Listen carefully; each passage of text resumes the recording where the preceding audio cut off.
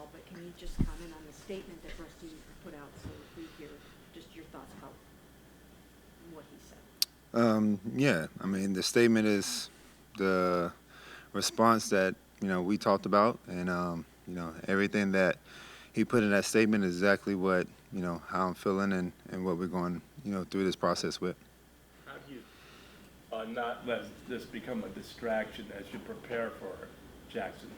I focus on football. I focus on keeping the main thing, and that's when I walk into this building, focusing on being the best quarterback I can be on the game plan and trying to be better than we were last week so we can get a W.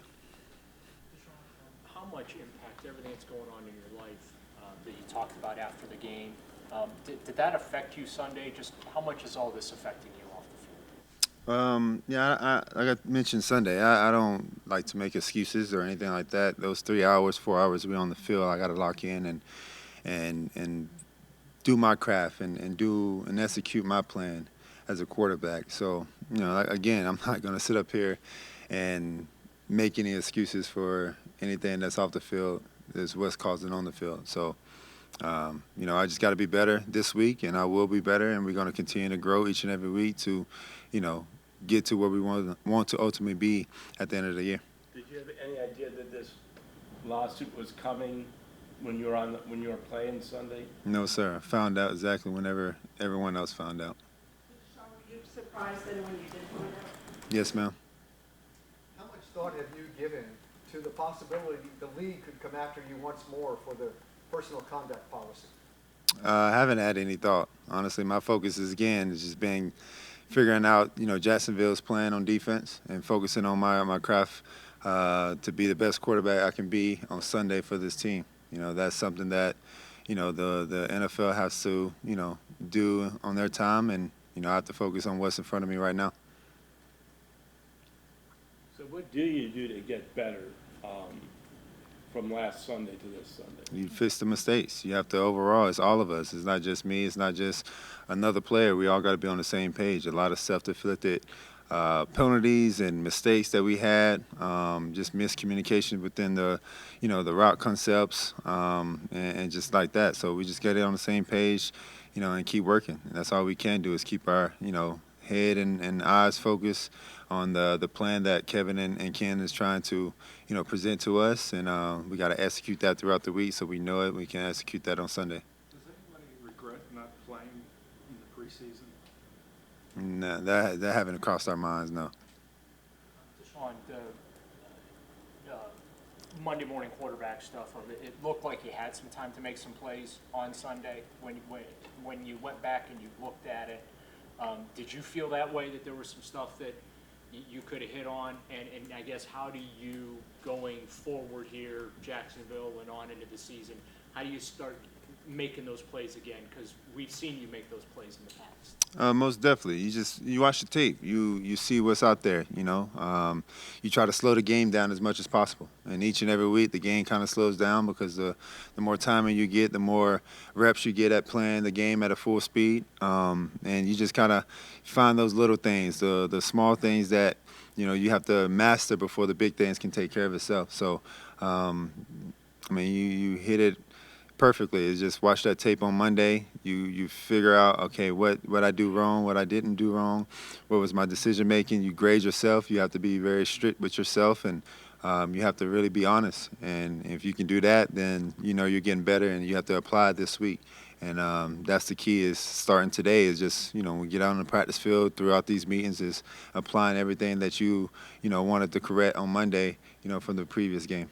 Deshaun, I know you said you're not worried about another potential suspension, but how important is it for you to remain on the field given that you haven't been able to play much the last 3 years? It's very important. Availability is one of the biggest things. You got to be available for your teammates to be out there to go help win. So, again, I have to focus on what today brings, and today is Wednesday, and getting ready for these meetings and for this practice, and we'll have to see what happens. Are you concerned about getting pulled away to have to go to New York to do another interview with Lisa Frio for this investigation?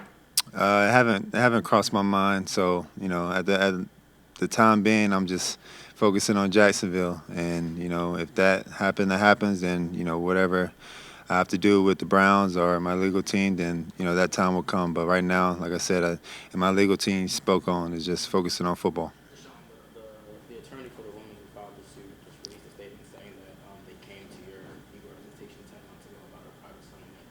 Is that true? Because you just recently said that you became aware of these allegations and this suit on Monday.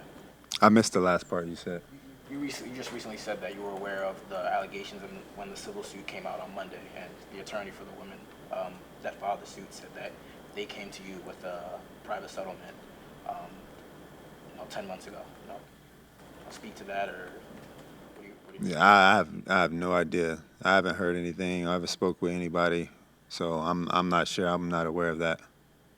There's been a lot, obviously, the last couple of years, and you keep maintaining your innocence. I'm just wondering, why do you think the organization and the fans should believe you and trust you on that? You know, I can't speak for the fans. I can't speak for anybody outside this building. But I know that, you know, hearing from the Haslams and AB and those guys, I know that they tell me each and every day that they, you know, support me and they got my back, and that they want me to focus on being the best quarterback I can be, you know. So that's all I can do is just speak my truth, tell them the truth.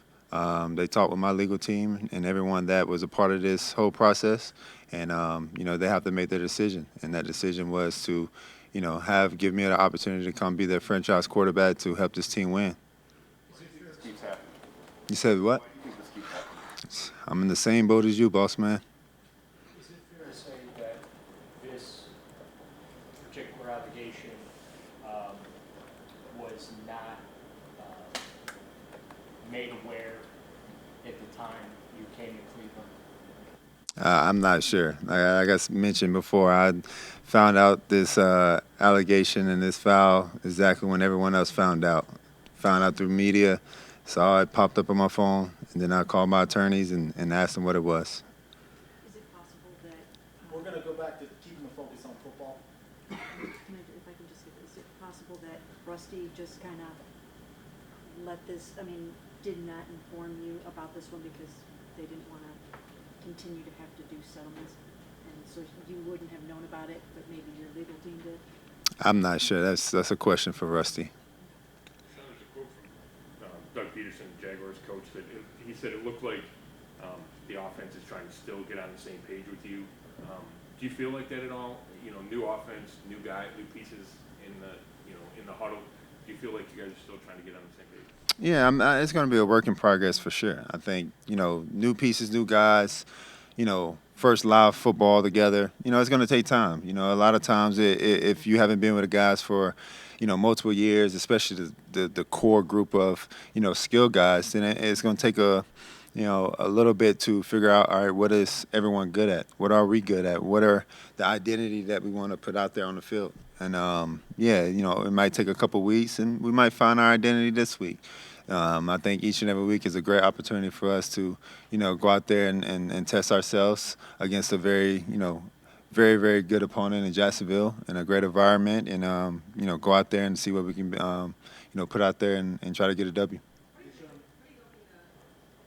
Process out there looks like in practice of trying to correct some of the issues on that offensive line to protect you, and you guys working together. What do you hope that looks like as this week goes on in preparation for week 2? Yeah, just being better. You know, just whatever that leads to. If that's quick game, drop back, chip slides, whatever the play call is, making sure we all on the same page and knowing how much time I have, you know, to hold the ball. So just being able to get on the same page with one another and knowing where the ball needs to go at the right time. So if we all playing on the right time and the right, you know, string, all 11 guys, then I think we can be very successful. How did the shoulder hold up, and how'd you feel Monday morning after the adrenaline finally rolled? Yeah, I was a little sore for sure. I think just overall soreness, but the shoulder was completely fine. How much of a players standing in the locker room is based on what they do on the field versus off the field? I missed the first part. How much of a player's standing reputation in the locker room, you're captain, how much of that is based on what you do on the field versus off the field? Can you explain exactly what you're asking, though? What's the balance? Like, how much of your status in the locker room, ability, like, leadership, how much of guys trusting you comes from what you do during games versus what you do outside of games. So you're saying like you're trying to like and I'm serious. I'm trying to figure out what are you asking, like the off the field stuff compared to on the field stuff, mixing together Well, as far as. you've been in a lot of locker rooms. How much of your teammates' trust in you comes from what you do on the field versus off? I mean, the trust has always been there. So I think the guys, they trust me. If there's anything that's out there, I mean, you can go ask any one of those guys and they'll give you an honest answer, I can't speak for anybody else, but for what, the guys been showing me and what they tell me and shake my hand and come to my locker and on the field dab me up and say to my face, that's what they're saying, that they trust me, so. Do you feel the need to have a conversation with them when something pops up in the No, because they know my character. They see me each and every day. They know exactly who I am. And I think that's the difference. When you around me each and every day, you know my aura, you know my energy, you know my character, I think you'll understand who I really am. Dallas really brought the pressure on Sunday. Obviously, you felt it with the 17 times you got hit. Jacksonville, similar up front. They like to bring the heat. So how do you, after going through that experience Sunday, how do you get back to turning that into an advantage for you? That used to be such a big part of your game, where when teams came after you, you really made them pay. So how do you kind of get back to taking advantage of the pressure they bring on you and turning those into the big plays? I think the biggest thing, we got to be, successful on first down. We got to start off positive. We got to start the drive. We got to get a first down on the drive. If we got to create some type of success, early in the downs to, be able to open up the playbook and do what we exactly want to do. But, like you said, Jacksonville has an elite front. Walker, Allen, those guys, Armstead, they like to bring the heat. They're very athletic. They're very tough, very fast, and they play super, super hard. And, we got to make sure that we're playing throughout the whistle and, be able to execute down the field if I do break outside the pocket or even if I'm sitting in the pocket. The receivers got to win their matchups, and, that's the test that we got to make sure that we try to win on Sundays. What's your challenge without? You got time for two more? Challenge without David and Njoku.